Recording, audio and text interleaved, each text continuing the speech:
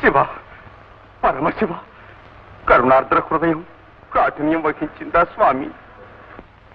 పరమశివాచార పరులలో అత్యంత ప్రియుడన్నయసము కల్పించినావు.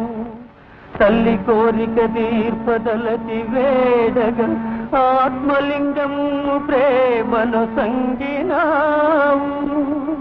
మునుకు వేరుడు దోచుకొనిన లంకాపురి విభవము మరల ఇప్పించినావు.